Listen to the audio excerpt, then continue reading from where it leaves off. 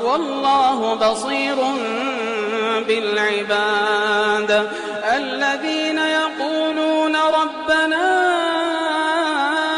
إننا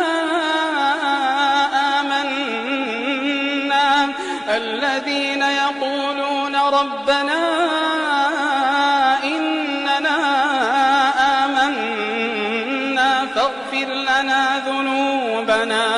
فاغفر لنا ذنوبنا وقنا عذاب النار الصابرين والصادقين والقانتين والمنفقين